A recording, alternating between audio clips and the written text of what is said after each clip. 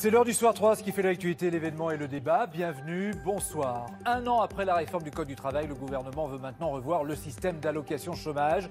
Les discussions avec les syndicats viennent de commencer. Parmi les catégories pour lesquelles ça pourrait le plus changer, les cadres. François Omril, président de la CFE-CGC, est notre invité ce soir. On va en parler maintenant avec notre invité. Bonsoir François Omril, vous êtes président de la CFE-CGC, Bonsoir. le principal syndicat des cadres. C'est demain que vous serez reçu par le Premier ministre, Édouard Philippe. Vous avez vu que Philippe Martinez était ressorti un peu refroidi de cette rencontre. Vous y allez dans quel état d'esprit, vous, demain ? Écoutez, j'y vais dans un état d'esprit un peu d'inquiétude et en même temps d'impatience. Voilà, on nous a promis un changement de méthode.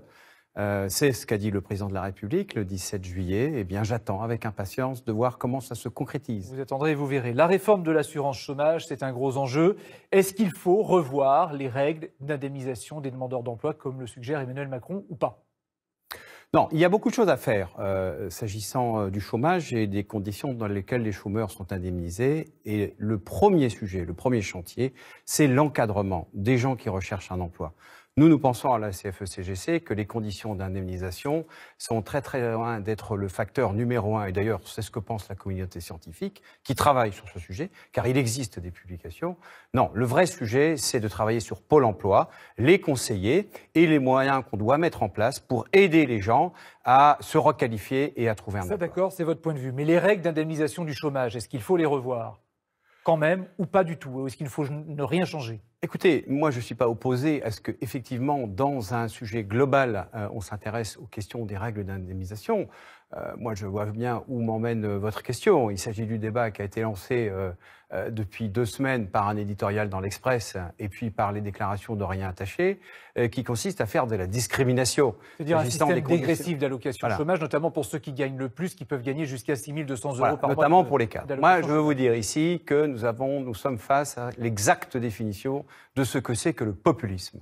C'est-à-dire jeter une catégorie de la société devant les autres pour pouvoir détourner les regards de ce qu'est la vraie nature des problèmes. Je trouve ça scandaleux, c'est grave, et il me semble que, enfin en tout cas moi personnellement, j'ai suffisamment confiance dans l'exécutif, dans le Premier ministre, pour savoir qu'il n'ira pas sur ce terrain-là. On verra. On verra, tout à fait. Sur le chômage, le gouvernement envisage aussi de mettre en place du bonus-malus pour les entreprises qui ont trop recours aux contrats d'intérim ou aux contrats à durée déterminée, les CDD. Est-ce que vous soutenez cette démarche, vous ?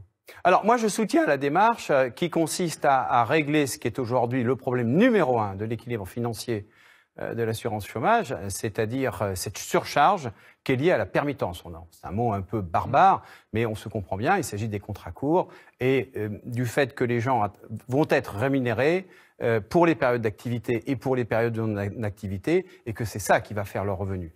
Or, ce système-là, il s'est imposé petit à petit en quelques années. Comme une normalité. Vous l'avez dit tout à fait bien, 5 milliards d'euros, c'est énorme, et c'est un sujet que nous avons tous. Donc il faut taxer les entreprises qui ont recours à ces systèmes-là. Alors, le MEDEF nous dit, on a essayé tout un tas de problèmes. C'est un problème, d'une certaine manière, qui concerne aussi beaucoup les entreprises, et notamment les branches qui ont recours à la permittance et qui en font un élément de compétitivité économique, mais aussi un élément de distorsion des moyens de concurrence. Donc c'est un vrai sujet économique, c'est un sujet d'entreprise avec lesquels je pense... Il faut taxer les entreprises, j'y reviens. Inévitablement, il va falloir trouver le moyen technique et financier de mettre plus à contribution ceux qui abusent de la permittance. Oui. Une dernière question. Les cadres, lors de la présidentielle, ont été parmi les électorats les plus importants d'Emmanuel Macron. Toutes les études l'ont montré.